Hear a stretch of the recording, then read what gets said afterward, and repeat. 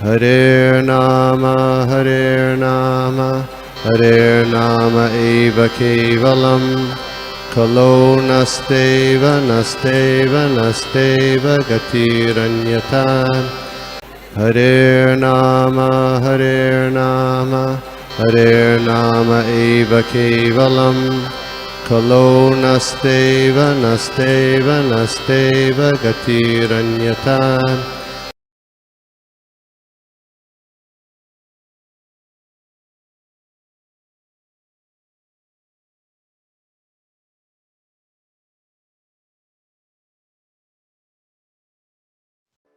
Thank you, Mataji, for inviting me and engaging me in service of Krishna. मुझे सेवा देने के लिए बहुत बहुत धन्यवाद। माता जी का बहुत आभार और आपके नित्यम भागवत सेवा में सभी वरिष्ठ वैष्णवों को मेरा दंडवत प्रणाम। आपके चरणों पे मेरा प्रणाम स्वीकार करिए। तो आज हम चर्चा करेंगे पहले स्कंद के 18वां अध्याय का 48, 49 और 50 श्लोक। राइट माता जी? जी प्रभु, आगे मोकलायो ना जेका ब्राह्मण बालक द्वारा महाराज परिषद को शाप, इसका जो है। तो माता जी ट्रांसलेशन और तात्पर्य भी रीड करना है। ओनली श्लोका एंड अनुवाद, नो ओके, तात्पर्य, no shloka meaning. Okay thank you माता, प्रभु। Thank you. तिरस्कृता विप्रलब्धा शाप्ता क्षिप्ता हता अपि नास्या तत्प्रतिकुर्वन्ति तद्भक्ता प्रभावोऽपि हि। भावार्थ श्रील प्रभुपाद द्वारा। भगवान के भक्त इतने सहिष्णु होते हैं कि अपमानित होने, ठगे जाने, शापित होने, विचलित किए जाने, उपेक्षित होने अथवा जान से मार जाने पर भी कभी बदला लेने का विचार नहीं करते। श्लोक क्रमांक 49। इति पुत्र कृताघेन शोषणप्तुक्तो महामुनि स्वयं विप्रकृतो राग नैवागम तदचिंतयता। भावार्थ श्रील प्रभुपाद द्वारा। जय श्रील प्रभुपाद। इस प्रकार मुनि ने अपने पुत्र द्वारा किए गए पाप के लिए पश्चाताप किया। उसने राजा द्वारा किए गए अपमान को गंभीरता से ग्रहण नहीं किया। श्लोक क्रमांक 50। प्रयास साधो लोके परे द्वंद्व द्वेष वियोजिताः न व्यथन्ति न हृष्यन्ति यत् आत्मा गुणाश्रयः। भावार्थ श्रील प्रभुपाद द्वारा। जय श्रील प्रभुपाद। सामान्यतः आध्यात्मवादी अन्य द्वारा संसार के द्वंद्व में लगाए जाने पर भी व्यथित नहीं होते, ना ही वे सांसारिक वस्तु में आनंद लेते हैं, क्योंकि वे अध्यात्म में लगे रहते हैं। नारायणं नमस्कृत्यं नरं चैव नरोत्तमं देवीं सरस्वतीं व्यासं ततो जयमुदीरयेत् नष्टप्रायेषु अभद्रेषु नित्यं भागवत सेवया। ओम नमो भगवते वासुदेवाय। ओम नमो भगवते वासुदेवाय। ओम नमो भगवते वासुदेवाय। ओम ज्ञानतिमिरन्धस्य ज्ञानाञ्जनशलाकया चक्षुरुन्मिलितं येन तस्मै श्रीगुरुवे नमः। मुखं करोति वाचालं पङ्गुं लङ्घयते गिरिं यत्कृपां तं वन्दे श्रीगुरुदीनतारिणं परमानन्दं माधवं कृष्णचैतन्येश्वरम्। हरे कृष्णा। तो बहुत बहुत पुनः आप सभी वरिष्ठ वैष्णव और वैष्णव का मेरा चरण स्पर्श और आभार प्रकट करता हूँ कि आपने मुझे ये जो सेवा दी है। मैं लायक तो नहीं हूँ इसके बारे में चर्चा करने के लिए, पर जो भी गुरुजन से और जो शिक्षा गुरु हैं हमारे, उनसे जो भी सीखा है मैं जस्ट उसको रिपीट करूँगा। इसमें अगर कुछ त्रुटि होगी तो सब मेरी है, बाकी सब जो भी आपको सही अच्छा लगता है वो सब गुरुदेव और उनकी कृपा से बोल रहा हूँ मैं।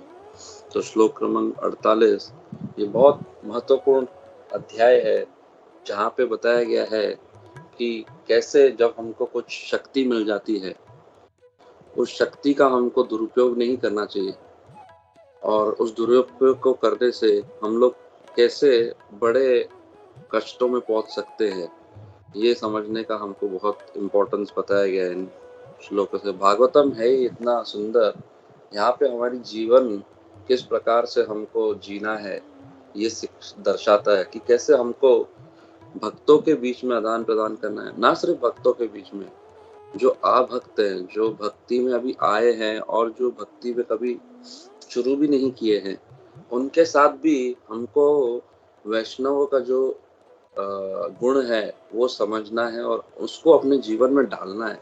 सिर्फ समझना नहीं है। भागवतम दो प्रकार के होते हैं, एक तो जो श्रीमद् भागवतम जो है, और जो इसके जो शिक्षाओं को जीता है, प्रामाणिक तरीके से जो जीता है, वो भागवत है। तो उस स्तर तक हमको पहुंचने का प्रयत्न करना है और उसको हमको अपना लक्ष्य बनाना है। जब इस प्रकार की जो चर्चाएं, जो इस कथाओं को हम सुनते हैं, इसका जैसे कि अगर हम देखें, बचपन में माताएं हमारे को जो दादी माँ की कहानियां सुनाती थी, ये कहानियां सुनाने का क्या अर्थ होता था? ये अर्थ ये होता था कि ताकि इसमें जो अच्छी शिक्षा है वो हमको अपने जीवन में डालनी है, और जो बुरी शिक्षाएं हैं उनको अपने दिमाग से निकालनी है। क्योंकि अगर आप देखें, अगर आप ये श्लोक पहला लेते हैं 48वां, उसमें क्या बता रहे हैं कि 48वां श्लोक बता रहे हैं,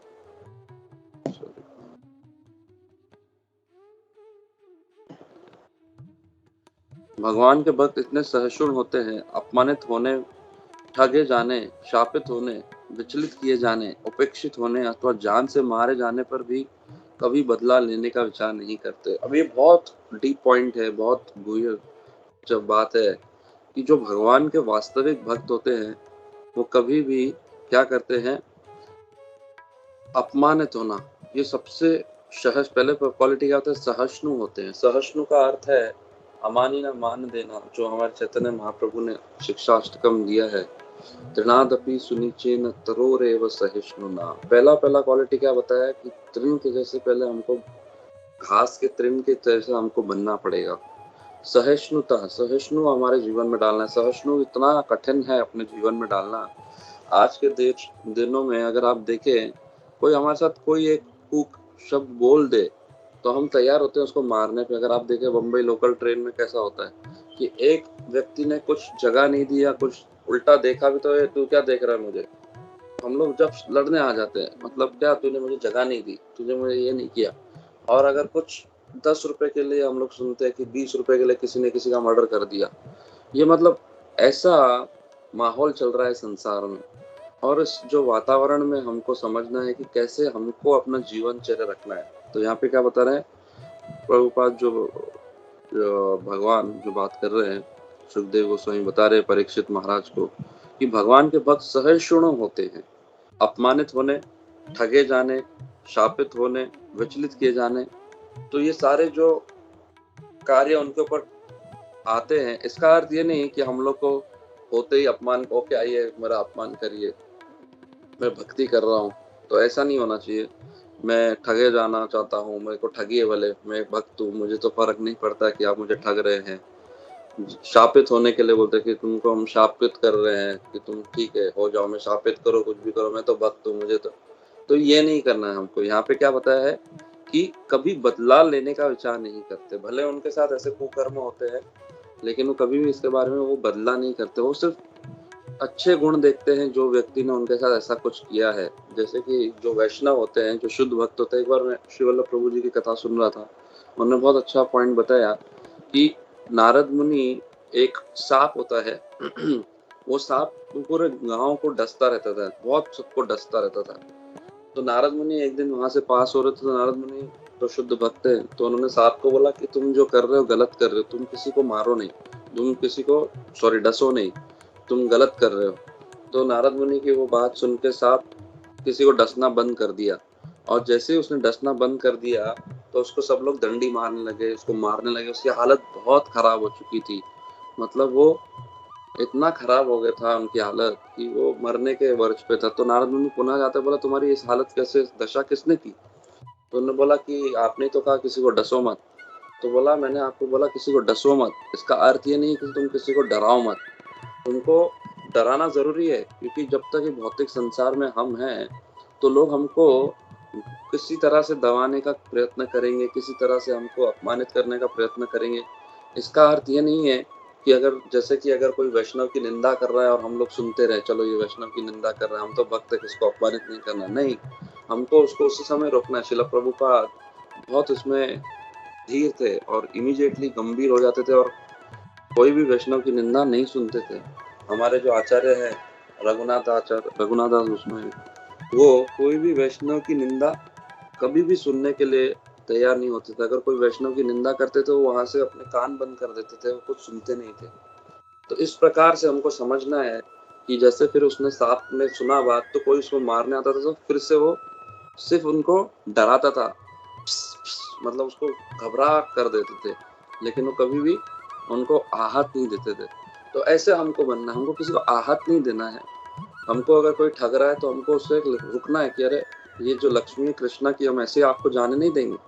we have to fight, but in a sense कि उसके साथ क्या करना, बदला नहीं लेना है। अरे इस व्यक्ति ने मेरे साथ ऐसा किया तो मैं इसको छोड़ूंगा नहीं। आज के बाद ये भक्त के साथ मैं कुछ संबंध नहीं रखूंगा। ये भक्त ने मेरे लिए कुछ बुरा बोला है, ये भक्त ने मेरे लिए एक शब्द बुरा बोला है। लेकिन क्या होता है, जो शुद्ध भक्त होते हैं, वैष्णवगण होते हैं, वो दूसरों में सब बहुत अच्छे गुण देखते हैं। जैसे प्रहलाद महाराज का उदाहरण अगर हम लेते हैं, तो प्रहलाद महाराज ने देखिए, उनके पिता को एक बार उन्होंने उनको स्नेह किया था जब शुरुआत में, तो वो स्नेह के कारण वो अपने पिता से इतना आकर्षित थे कि इनमें इतना स्नेह भाव है और मेरा कितना ख्याल रखते हैं। लेकिन जब उन्होंने उनका इतना कठोर रूप देखा, वो उनको मारने के लिए भी आ गए, उनको अलग अलग तरीके से प्रयत्न किया, उनकी मृत अवस्था पे ले आए। परंतु प्रहलाद महाराज जो भक्त थे, उन्होंने कभी भी उनका बदला लेने के लिए नहीं सोचा। उन्होंने क्या सोचा कि कैसे मैं मेरे पिता का उद्धार कर सकूं। तो उन्होंने जब भगवान उनके समक्ष प्रकट हुए, तो उन्होंने क्या किया, उनसे पूछा कि क्या करना है, क्या वरदान चाहिए आपको, मुझे बताइए। अगर हमसे भगवान स्वयं प्रकट होंगे, पूछेंगे तो क्या वरदान चाहिए, तो हम लोग 10 मिनट सोचेंगे कि क्या सबसे बेस्ट है, मैं वो मांगू। परंतु जो भक्त होते हैं वो सिर्फ क्या करते हैं, पर दुख दुखी, वो दूसरों का दुख देख के स्वयं दुख हो जाते हैं और दूसरों का सुख देख के वो दुखी नहीं होते हैं। आज की दुनिया में आप देखेंगे, कोई व्यक्ति सुखी है तो हम लोग निराश हो जाते हैं, अरे ये व्यक्ति इतना सुखी क्यों है, ये व्यक्ति के साथ ऐसा हो रहा है, मेरे साथ नहीं हो रहा है। लेकिन वैष्णव क्या होता है, पर दुख दुखी और पर सुख भी सुखी होता है, वो दोनों तरफ में समभाव होता है। तो वो अपने पिता का ये रूप देखे उन्होंने क्या कहा, मुझे चाहिए कि आप मेरे पिता का उद्धार करो, यही मेरा वरदान रहेगा सबसे महत्वपूर्ण। तो जो भक्त होते हैं, वो एक ऐसा रहता है कि अगर आप समझिए, बहुत सारा बहुत सारा कचरा पड़ा है हर जगह पे, इतना कचरा पड़ा है, लेकिन जो जौहरी होता है वो स्वर्ण देखता है, थोड़ा सा एक स्वर्ण भी उस कचरे में, पूरा जो अगर दिल्ली का जो आप गार्बेज का अगर आप देखते हैं, पहाड़ बने हुए हैं, उस पहाड़ के अंदर एक थोड़ा सा सोने का एक टुकड़ा होगा, तो जौहरी होगा वो उस पूरे पहाड़ को निगलेक्ट करके वो सोने के ही टुकड़े के पीछे भाग गया। तो भक्त भी ऐसे होते हैं, भले किसी व्यक्ति में कितने भी दोष हो, कैसा भी व्यक्ति हो, वो कितना भी कुकर्म करता हो या कुछ भी करता हो, तो भक्त सिर्फ वो सोना देखेगा कि इसमें क्या अच्छा गुण है, बस उसके ऊपर ही फोकस करेगा और कुछ में नहीं, और कुछ भी वो नहीं देखता है। ऐसे हमारे आचार्यगण हुए, प्रहलाद महाराज, दुर्वासा मुनि अगर आप देखें, और अम्बरीश महाराज का जो प्रसंग था, कैसे उन्होंने उनकी अपमान किया, उनको कुपित किया, फिर भी अम्बरीश महाराज ने क्या किया, उनको क्षमा किया। हालांकि भगवान कभी ये बात स्वीकार नहीं करते कि उनके भक्तों का कुछ अपमान हो या कुछ हो, भगवान इमीडिएटली उनके ऊपर उसका ये कुपित हो जाते हैं। परंतु अम्बरीश महाराज ने क्या किया, उनको क्षमा कर दिया। तो ये भक्त की क्वालिटी होती है, वो कभी भी किसी में कोई बुरा नहीं देखते और बदला लेने का तो फिर कभी सोच भी नहीं सकते हैं। त्रिनादपि सुनिचेन तरुरेवा सहिष्णुना अमानी ना मान देना, कोई हमें मान दे या नहीं दे, हमको ऐसे स्तर पे आना है कि अपने आप को शारीरिक स्तर से ऊपर उठाना पड़ेगा, हमको आत्मिक स्तर पे आएगा। जब मैं सोचता हूँ कि किसी ने मेरा अपमान किया, तो मैं उस शारीरिक स्तर पे अपने आप को समझ रहा हूँ कि मैं ये शरीर हूँ या मेरे कोई उपाधि है। मैं तो भक्ति कर रहा हूँ 15 साल से, पर ये मेरा अपमान कैसे कर रहा है, ये मुझे कैसे बोल सकता है, इसको समझ में नहीं आता है, मैं इतना बड़ा भक्त बन चुका हूँ। तो हम लोग ने ये उपाधि पकड़ ली अपने जीवन में, तो ये उपाधि से हमको ऊपर उठना पड़ेगा, तभी हम वास्तविक रूप से ऐसे अमानी ना मान देना, कोई हमें मान दे या नहीं दे, परंतु हमारा लक्ष्य एक ही हो, कृष्णा भक्ति। जैसे कि अगर आप देखें, एक व्यक्ति शावर में नहाने गया है, कीचड़ में है, भरा हुआ है, और वो नहाने गया है, वो नहा रहा है, पानी के नीचे खड़ा हुआ है, लेकिन अगर कोई व्यक्ति देखेगा कि अरे फिर भी उसमें बोलेगा अरे इसमें अभी तक कीचड़ लगा हुआ है, ये तो ऐसा है, तो वो मूर्ख व्यक्ति है, क्योंकि वो देख रहा नहीं है कि वो अभी पानी के नीचे खड़ा है और थोड़ी समय में उसका पूरा जो है कीचड़ निकल जाएगा। उसी प्रकार से जो व्यक्ति, जो भक्त होते हैं, वो ऐसे देखते हैं कि कोई भी व्यक्ति जो है वो बहुत भक्ति में आगे प्रगसर होने वाला है। अभी वो कृष्णा भावना भावित में घुसा है, या कोई नया भक्त आता है, या कोई बहुत समय से भक्ति कर रहा है, कुछ ना कुछ कारणवश उनकी जो बुरी आदतें हों पुरानी जन्मों की या पुराने जन्मों की जो भी कुछ पीड़ा है, सब कुछ है, पर भक्त वो सब चीजें नहीं देखता। भक्त देखता है अभी वो कृष्णा भक्ति में आ गया है, तो ये वो पानी के नीचे खड़ा है और वो शुद्ध हो जाएगा। इसका अर्थ नहीं कि वो इमीडिएटली हो जाएगा, उसको समय लगता है। तो इसी प्रकार से हमको समझना है कि हमारे जीवन में जो हम भक्तों के साथ भी आदान प्रदान करते हैं, किसी में कोई दोष नहीं देखना है हमको। हमको उस मधुमक्खी तरह बनना है, जैसे कि अगर मधुमक्खी को कोई कचरे के जगह पे भेज दो और उसमें सिर्फ एक फूल हो, वो सिर्फ उस फूल के जो अंदर का जो मध है उसके पीछे ही आकर्षित होगी और कुछ नहीं। उसी प्रकार से जो शुद्ध भक्त होता है वो दूसरों को इस प्रकार से नहीं देखता, भले वो नया नया भक्ति में आया हो, उसको कैसे भी कितने भी अवगुण हो उसके जीवन में, वो सिर्फ वो देखेगा कि इसमें एक इतना सुंदर गुण है कि उसको कृष्ण भावना भावित बनना है। तो ये एक हृदय से जो उनकी इच्छा थी। हमारे जो आचार्य आए हैं कृष्णदास कविराज गोस्वामी महाराज, जिन्होंने चैतन्य चरितमृत लिखा है, आप देखिए वो सबकी चरण धूली लेना चाहते हैं अपने सर पे, भले वो सिर्फ भक्ति के लिए शुरुआत करने के लिए क्यों नहीं आए अपने जीवन में। तो सिर्फ भक्ति का शुरुआत करने वाले भक्तों का भी वो चरण पर धूली अपने सर पे रखना चाहते हैं। इतने विनम्र भाव के हमारे आचार्य गण हैं, प्रहलाद महाराज, अमरीश महाराज, जैसा मैंने आपको बताया, और कबीर कृष्णदास कविराज गोस्वामी महाराज, इन सबका जो गुण है कितना सुंदर है। ऐसे गुणों को हमको अपने जीवन में डालना है और तभी हमारा मनुष्य जीवन जो है वास्तविक स्वरूप में उसकी सफलता होगी। उपाधियों से हमको बचना है।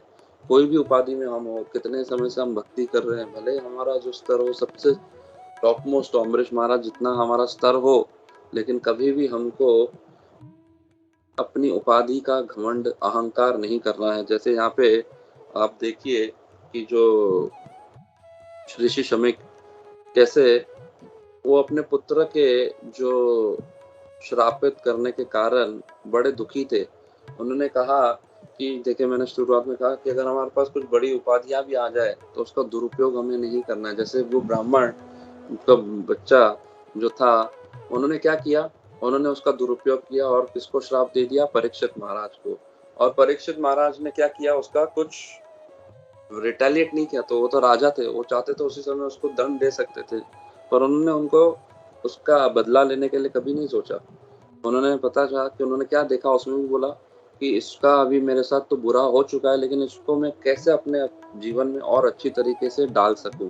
तो हमारे जीवन में भी कब ऐसी परिस्थितियां हमेशा आएगी। ऐसा नहीं कि हम भौतिक संसार में तो मैं भक्ति कर रहा हूँ तो ऐसी परिस्थितियां नहीं आएंगी, पर उसमें हमको क्या देखना है, भगवान का ही इसमें क्या है, उसमें हामी है, भगवान का ही इसमें एक जो है इच्छा है, तभी मेरे साथ ऐसा हुआ है। और अभी मेरे साथ ऐसा हुआ है तो इसको मेरे को सही तरीके से उपयोग लेना है। जैसे कि शिल प्रभुपाद के गुरु महाराज बताते थे, भक्ति सिद्धांत सरस्वती में, बैड बार्गेन को सही तरीके से उसका उपयोग करना।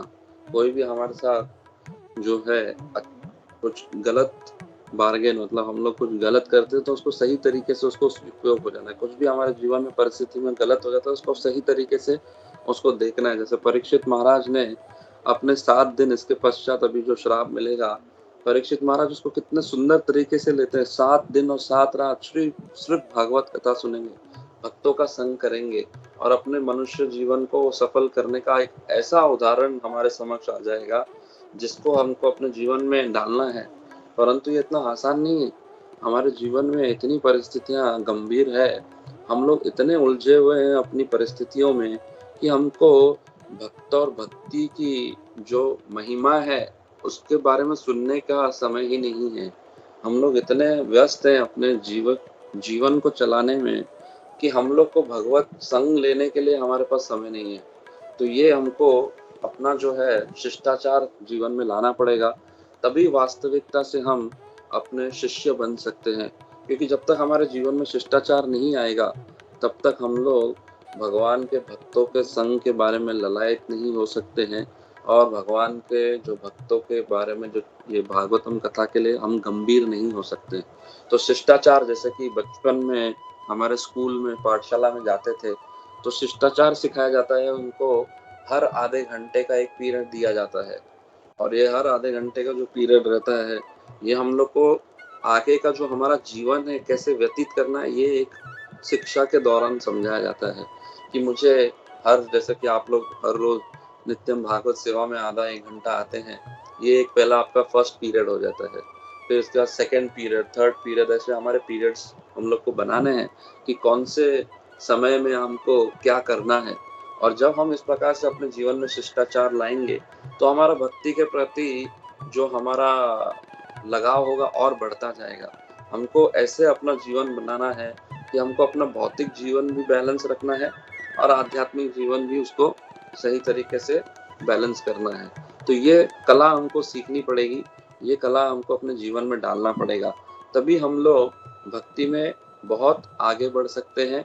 और जो हमारे हृदय में अगर ऐसे बदले की भावना है, या काम, क्रोध, लोभ, मोह, मद मत्सर जो भरा हुआ है, वो कम हो सकता है। वो कैसे हो सकता है?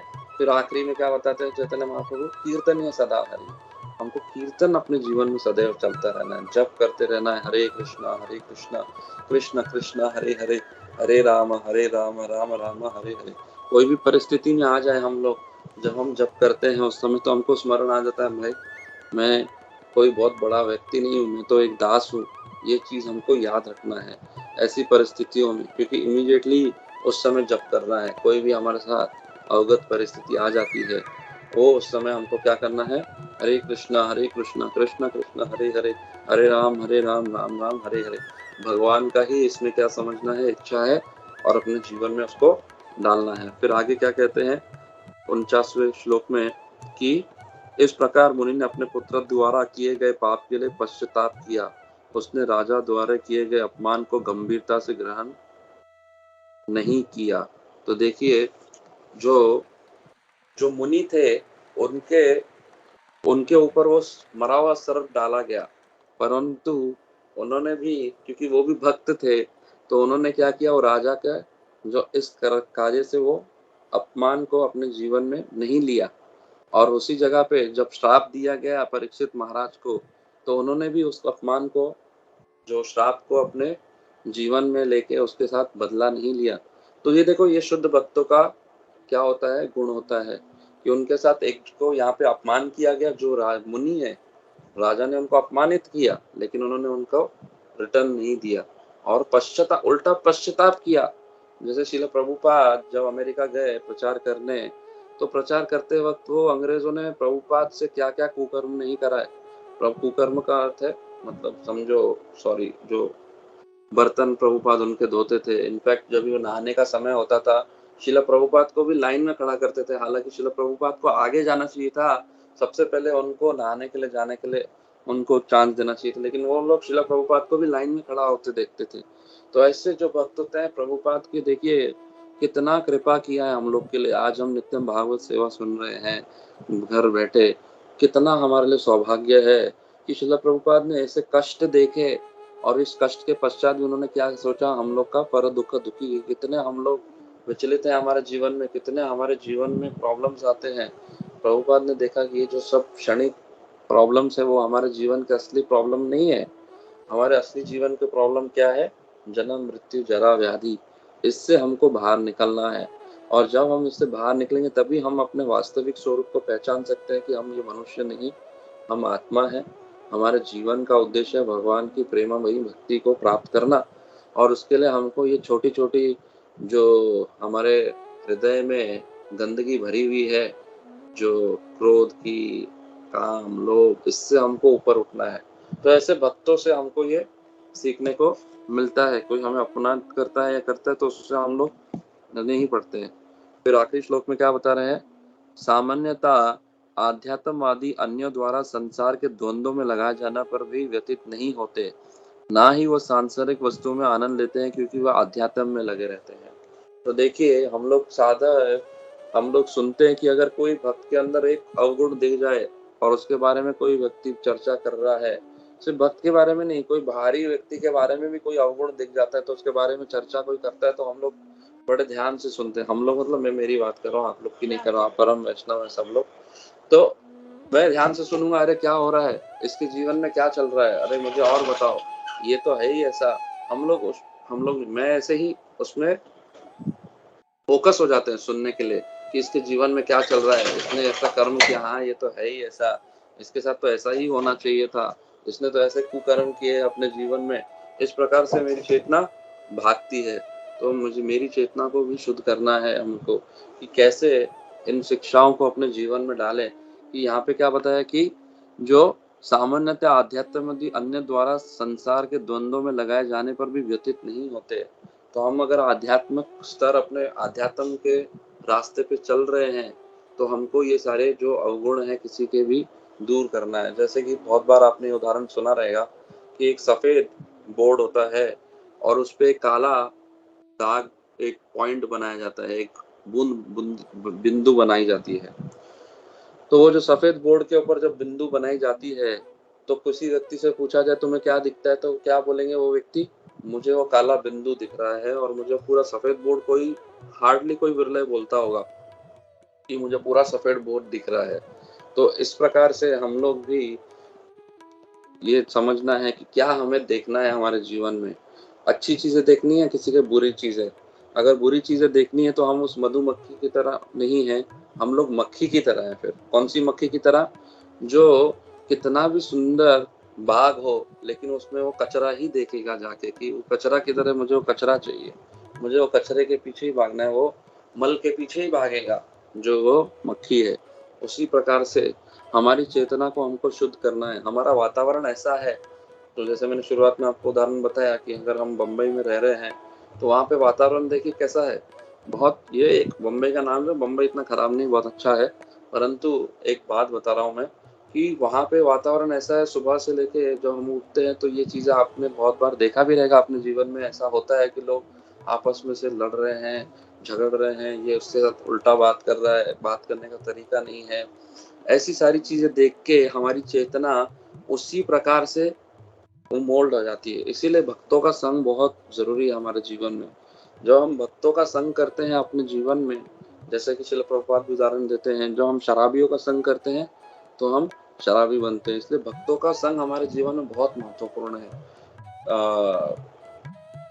हमारे आचार्य गोस्वामी थे, आई थिंक सनातन गोस्वामी से चैतन्य महाप्रभु ने पूछा था, यार रूप गोस्वामी से पूछा था कि सबसे बड़ा दुख तुम्हारे जीवन का क्या है। तो उन्होंने बताया था कि सबसे बड़ा दुख ये है मेरे जीवन का, मुझे भक्तों का संग नहीं मिला, तो ये सबसे बड़ा दुख है मेरे जीवन का। तो ऐसे हमारे आचार्यगण बताते हैं कि अगर भक्तों का संग हमको नहीं मिलेगा ना तो हम लोग भी, सबसे बड़े दुख यही हमारे जीवन के। बाकी हमारे को अपमानित किया जाए, कुपित किया जाए, शापित किया जाए, दंड दिया जाए, यहाँ कुछ भी किया जाए, ये सारे दुख असली दुख नहीं है। असली दुख क्या है कि हमको भक्तों का संग नहीं मिल रहा है। तो भक्तों का संग बहुत महत्वपूर्ण है हमारे जीवन में। और जब हमको ये भक्तों का संग मिलता है तो इसका अर्थ ये नहीं है कि हम लोग सिर्फ उनके साथ कैसे भी शुद्ध भक्त मिला तो उससे हम अपनी चर्चा करें, अरे प्रभु जी मेरे जीवन में ये कष्ट हो रहा है, मुझे ये बताइए कि मेरा धंधा कैसे बढ़ाऊं, मैं मेरे धंधे को कैसे और बढ़ाऊं, मैं कौन सा क्या करूं। नहीं, हमको उनसे हरि कथा सुननी है। हरि कथा ही एक ऐसा जो दवाई है हमारे हृदय की, जो हमको इस भौतिक ताप से पास कर सकता है और हमारे जीवन को ऐसी सफलता की ओर ले जाएगा जहाँ पे हम भगवान के साथ प्रेममयी भक्ति सेवा में जुड़ सकते हैं और वो जो आनंद की हम खोज कर रहे हैं उसको प्राप्त कर सकते हैं। क्योंकि देखिए, आज हम कीर्तन भी सुनते हैं तो सोचते हैं कि इसमें मुझे आनंद मिलना चाहिए। हम हरी कथा सुनते हैं तो उसमें भी लगता है मुझे आनंद मिल रहा है, अरे आज ये स्पीकर आया है, मुझे इसमें आनंद नहीं आएगा तो मैं सोच रहा हूँ आज नित्यम भागवत सेवा नहीं सुनूंगा। तो ऐसा करना भी बहुत क्या है, गलत है। हरि कथा कोई भी व्यक्ति बोले, कैसे भी बोले, हमको सुनना चाहिए। उसके लिए हमको टेस्ट लाना है। जैसे कि मैंने आपको उदाहरण बताया कि एक जौहरी होगा तो भले ही कितना भी गार्बेज क्यों ना हो, उसे उसमें स्वर्ण ढूंढेगा कि कहाँ पे मुझे स्वर्ण मिलता है। वैसे ही शुद्ध भक्त होता है, हरी कथा देखेगा। जैसे कि एक आर्टिकल आया था, श्रील प्रभुपाद ने प्रचार शुरू किया था, तो उस समय अमेरिका में एक न्यूज़पेपर अखबार में एक आर्टिकल आया था जिसमें उन्होंने हरे कृष्णा आंदोलन के लिए बहुत, जो एडिटर था, जो लेखक था उस आर्टिकल का, कि हरे कृष्णा वाले बहुत खराब हैं, ये है, बहुत इतना गालियां दी थी उस अखबार में हरे कृष्णा आंदोलन को। श्रील प्रभुपाद को एक भक्त ने बताया कि ये व्यक्ति ने इतना कृष्णा के प्रति और हम लोग के प्रति इतना गलत व्यवहार किया है और ऐसे चीजें बोली गई है। तो प्रभुपाद ने क्या बोला कि कितनी बार उसमें कृष्णा शब्द लिखा है मुझे वो बताइए। तो कुछ 16 बार कृष्णा का या 18 बार कुछ कृष्ण का शब्द का प्रयोग किया गया। तो श्रील प्रभुपाद ने बोला दैट इज हिज सक्सेस, कि इसने कृष्णा का नाम उतना लिखा है और उतना कृष्णा का नाम जितने लोग पढ़ेंगे उनका भी उद्धार होगा। तो ऐसे होते हैं शुद्ध भक्त कि वो देखते हैं कि कैसे कृष्णा हमारे जीवन में आ रहा है और कैसे हमको अपने जीवन में उसको लाना है और कैसे हमको क्षमा भाव अपने जीवन में लाना है कि अरे ये भक्त ने मेरे साथ 25 साल पहले या 10 साल पहले ऐसे व्यवहार किया था, बस ये मैं कभी नहीं भूल सकता हूँ। बाकी सब भूल जाऊंगा लेकिन ये बात मैं कभी नहीं भूल सकता हूँ।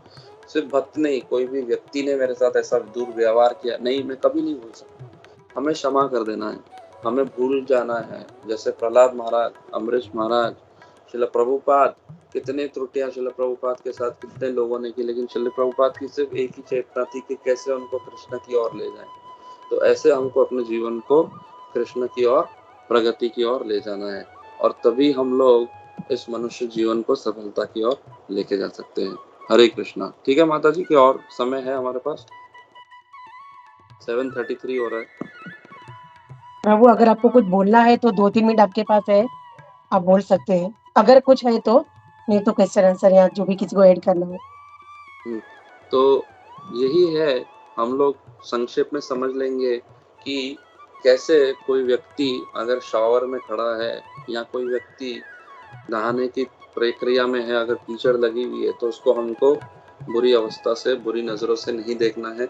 उसमें यही देखना है कि अभी वो कृष्णा भक्ति में आया है या वो कृष्णा भक्ति में आगे आएगा, ये भी सोचना है।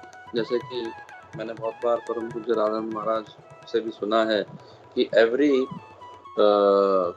Saint has a past and every sinner has a future. मतलब हर संत का कुछ ना कुछ पास्ट होता है। पास्ट मतलब पिछले कर्म खराब होते हैं, लेकिन आगे वो क्या बन जाता है, सेंट बन जाता है। सेंट मतलब वो एक साधु बन जाता है। और every sinner has a future, कि कितना भी पापी कर्म क्यों ना करे, लेकिन उसका क्या है, फ्यूचर अच्छा हो सकता है अगर वो भक्तों के संग में आ सकता है तो। जैसे मृगारी था, कैसे था, एकदम कुकर्मी था, लेकिन नारद मुनि के संग के पश्चात वो एक अच्छा बड़ा साधु बन गया। ऐसे बहुत सारे प्रसंग हैं, बहुत सारे उदाहरण हैं। भागवत चर्चा तो ऐसी वो चलती जाएगी, परंतु समय का अभाव भी है। तो हम लोग को इसी बात को याद रखना है कि कैसे हम सब में अवगुण ना देख के सद्गुण देखने हैं और कैसे हम भगवान की भक्ति के लिए प्रगति करें, क्योंकि हमारे जीवन का लक्ष्य एक क्या है, कृष्णा भक्ति। जैसे कि मैं कहीं पे कल या परसों सुन रहा था कि अगर हम एक बस में यात्रा करते हैं, तो बस में यात्रा करते हैं, एक व्यक्ति आता है और वो बहुत कुकर्म करता है, ये वो करता रहता है, लेकिन वो आता है मेरे पास में आके बैठा है और वो फोन पे इसको गाली दे रहा है, उसको गाली दे रहा है, कुछ ना कुछ गड़बड़ कर रहा है, और वो देख के मेरा मन बहुत विचलित हो रहा है। लेकिन कुछ समय के पश्चात मेरा स्टॉप आ जाता है और मैं निकल जाता हूँ, या उसका स्टॉप आ जाता है, वो निकल जाता है। तो हमारा जीवन भी एक यात्रा है। ऐसे व्यक्ति हमारे जीवन में आएंगे, हमारा लक्ष्य हमको देखना है कि मेरे को उसके साथ जीवन भर नहीं निकालना है। मेरा उद्देश्य क्या है, कैसे मैं भगवान की भक्ति करूं, कैसे मैं अपने भगवान को स्मरण कर सकूं। ऐसी परिस्थितियों में हमको सदैव भगवान को स्मरण करना है। ऐसी परिस्थिति हो या नहीं हो, दोनों समय हमको क्या करना है, कीर्तनीय सदा हरि। हरे कृष्णा। श्रील प्रभुपाद की जय। हरे कृष्णा कृष्णा कृष्णा हरे हरे, हरे राम राम राम हरे हरे। बहुत बहुत धन्यवाद माता जी।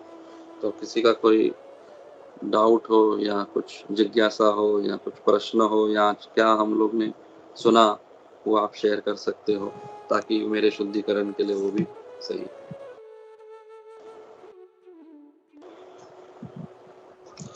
हरे कृष्णा गोविंदानंद प्रभु जी, दंडवत प्रणाम प्रभु। तो थैंक यू प्रभु, बहुत अच्छा क्लास था और पूरा इस क्लास का क्रक्स यही निकाल सकते हैं हम लोग कि कैसे एक भक्त को कैसे होना चाहिए, उसके ऊपर पूरा फोकस था। तो इसके क्या क्या गुण थे आपने बहुत अच्छे से इसको हाईलाइट किया प्रभुपाद जी के तात्पर्य से। सो थैंक यू प्रभु, और वैसे ही आते रहिए। हरे कृष्णा। श्रील प्रभुपाद की जय। गुरु महाराज।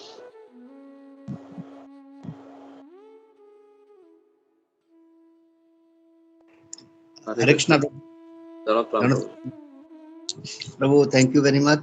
बहुत ही अच्छा आपने क्लास दिया और जो पॉइंट आपने बताया कि अगर हमारे पास पावर है उसका दुरुपयोग नहीं करना चाहिए, वो बहुत ही सुंदर पॉइंट था प्रभु।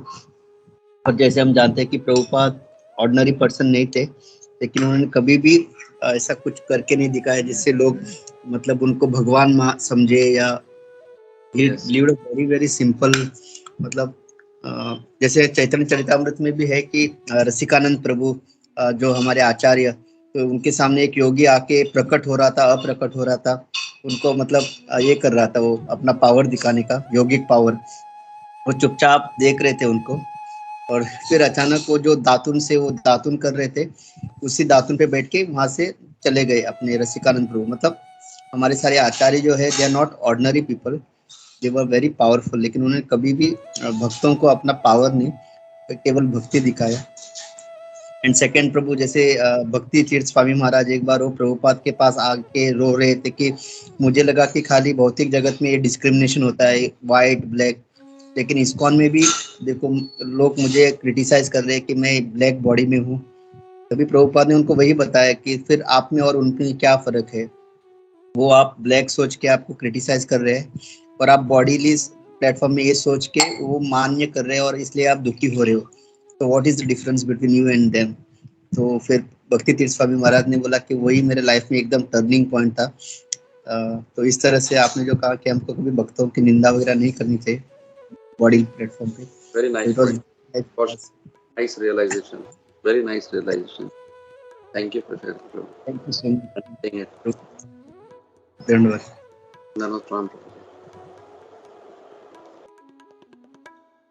हरे कृष्णा प्रभु। Hare Krishna. Very nice class प्रभु। ये बहुत अच्छे पॉइंट्स आपने बताए, इनफैक्ट बहुत सारे थे और रिकलेक्ट थोड़े बहुत हुए हैं, तो I will just highlight those. जैसे आपने बताया कि सबसे इम्पोर्टेंट पॉइंट जो आपने लास्ट में भी हाईलाइट किया था कि कैसे अभी कोई, जैसे आपने जो शावर वाला एग्जांपल दिया था, जो कीचड़ से कोई व्यक्ति आके शावर में खड़ा है, जैसे व्हेन वी आर डूइंग भक्ति इट्स अ प्योरिफिकेशन प्रोसेस। तो प्योरिफिकेशन प्रोसेस में वो है, जैसे शावर के नीचे कोई है, वो भी प्योरिफिकेशन प्रोसेस में उसके जो भी उससे लगा हुआ है, जो past Karma whatever it is, तो वो अभी ऐसा नहीं सोचना चाहिए कि अभी भी उसमें वो तो ऐसा ही है, अभी भी उसमें कीचड़ लगा हुआ है, अभी भी वैसा ही है या वो वैसी ही है। उसको आप समय दो, और वो ऐसा नहीं है कि वो वैसे ही रहेगा, आगे उसको आप समय दो।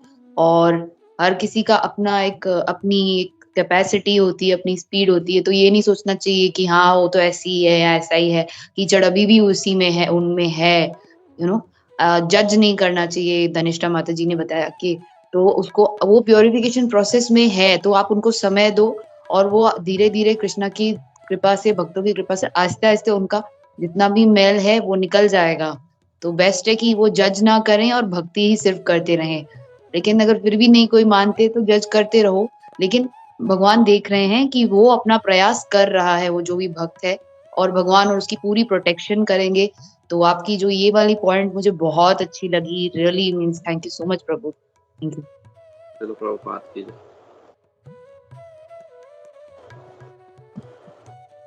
हरे कृष्णा प्रभु। हरे बहुत कृष्णा। सुंदर क्लास, बहुत अच्छे पॉइंट्स। और हमेशा ये जो डिवोटी का एग्जाम्पल होता है, तो हम तो यही बोलते हैं कि डिवोटी एक बोलते ना ऑक्सीजन का काम करते हैं। हम ऐसा नहीं बोल सकते हैं कि मैं अकेली कर लूँगी, मैं अकेला कर लूँगा, पॉसिबल ही नहीं है। हमें डिवोटी का संग चाहिए ही चाहिए। हम मैं थोड़े दिन पहले का जो एग्ज़ाम्पल है वो मेरा मेरा जो अनुभव है मैं वो बोल रही हूँ। कई बार ऐसा अनुभव हुआ है लेकिन मैं भी 8-10 दिन पहले की बात है कि हमारे कास्ट में मतलब किसी का कोई प्रोग्राम था जरोई का। तो मुझे ऐसा था कि अरे यार मेरे को इन्विटेशन नहीं मिले तो अच्छा है, मुझे इन्विटेशन नहीं मिले तो अच्छा है। और भगवान की कृपा से मुझे इन्विटेशन नहीं मिला और मुझे बहुत खुशी हुई। लेकिन अगर कोई कीर्तन करता है तो मैं सोचती हूँ, अरे यार मुझे ही बुलाएँगे तो मुझे बहुत अच्छा लगेगा, मुझे कीर्तन में जाना है, मुझे कीर्तन में जाना है। तो ये डिफरेंस मतलब हमको मुझे अच्छा लगता है कि मतलब हम डिवोटी का संग रखने के लिए इच्छा रखते हैं कि हाँ, मुझे भगवान प्लीज़ ये मुझे बुलाए तो अच्छा है। कीर्तन हो या प्रसादम के लिए हो या बस डिवोटी का संग कहीं पे भी जाना करना हो, पिकनिक हो कि कुछ भी हो दामोदर देश में, दुबई में, तो कहीं भी जाने का बहुत इच्छा रहता है। लेकिन अगर कुछ क्या रिलेटिव्स का बुलाने का चक्कर होता है तो ऐसा होता है, अरे यार ये नहीं बुलाया तो अच्छा है। तो मुझे जो 8-10 दिन पहले अनुभव हुआ ना मुझे बहुत खुशी हुई। तो मैं बताना चाहती थी कि वाक़ई में जैसे हम बोलते हैं कि डिवोटी का संग बहुत ज़रूरी है और बहुत अच्छा लगता है और बहुत इम्पोर्टेंट है। नहीं तो क्या ऐसा कि हम कर लेंगे, मैं कर लूँगी, मैं कर लूँगा, वो कभी नहीं पॉसिबल है। हम अकेले कुछ नहीं कर सकते, नॉट इवन चैंटिंग। चैंटिंग भी हम भले बोलते हैं लेकिन एक भी राउंड हम एकदम कंसंट्रेशन से नहीं कर सकते हैं। तो हमें ऐसा है कि चलो संग होता है ना, तो हम अभी जैसे दुबई में हमने काफ़ी ग्रुप्स देखे हैं कि वो लोग 3:30-4 बजे उठ के सुबह को चैंटिंग करते हैं। तो वो भी क्या जैसे संग है ना, संग डिवोटी का है तो हम चैंटिंग हो, हम यात्रा हो, हम टीचिंग हो, कुछ भी कर सकते हैं ऐसे। तो ये बहुत अच्छा है एंड जैसे सूरत माधवदास प्रभु ने भी जो महाराज का एक्सपीरियंस मतलब जो बात बताई, बहुत अच्छा लगा। तो प्रभु जी थैंक यू सो मच। आपका क्लास तो हमेशा अच्छा होता है लेकिन मैं जैसे गोपी मनोहर प्रभु हमेशा बोलते हैं कि आप आते रहिए, तो वैसे तो आप मुझे कहीं मना नहीं करते हो लेकिन फिर भी मैं बोलूँगी, आप आते रहिए प्रभु। थैंक यू सो मच प्रभु जी एंड हरे कृष्ण। ये आपकी शुद्ध क्वालिटी है कि देखिए आप कुछ भक्तों के संग का टेस्ट हो गया। ये भक्तों का स्तर होता है कि उनको भक्तों का संग पसंद है और भौतिकतावादी लोगों का संग नहीं चाहिए। तो ये स्तर पे हमको आना है, माता जी के स्तर पे पहुंचना है हमको और यही हमारी सफलता होगी। थैंक यू माता जी for guiding us to come to that platform. Thank you so much प्रभु। किसी का कुछ पॉइंट्स या कुछ नहीं हो तो फिर हम नरसिंह आरती करें और प्रेयर्स करें, क्योंकि प्रभु का भी ऑफिस का टाइम होगा तो उनको भी कोई सेवा होगी। तो अभी हम नरसिंह आरती करेंगे एंड प्रेयर्स करेंगे। हरे कृष्णा। हरे कृष्ण। हरे कृष्णा। हरे कृष्ण। नरसिंह अभी नरसिंह आरती हरे कृष्ण। तो माता जी आपकी आज्ञा हो तो मैं आप जी लोग प्रभु, थैंक यू। हमारे लिए प्रेयर्स करना चाहिए विद फैमिली। आपके लिए प्रेयर्स करेंगे कि आप भक्ति में और अच्छे से आगे बढ़ो और दूसरों को भी प्रोत्साहन दो। थैंक यू सो मच प्रभु। हरे कृष्णा। धन्यवाद प्रभु। हरे कृष्ण। थैंक यू गोविंदानंद प्रभु, थैंक यू वेरी मच। ऐसे ही आते रहिए। हरे कृष्ण। वंचा कल्पतरुभ्यश्च कृपा सिन्धुभ्यः च पतितनां पावनेभ्यो वैष्णवेभ्यो नमो नमः। अनंत कोटि विष्णु वृंद की जय, श्री प्रभुपाद की जय, इस्कॉन गुरु वृंद की जय, ग्रेस गोविंदानंद प्रभु की जय। हरे कृष्ण। थैंक यू प्रभु। हरे कृष्ण। धन्यवाद।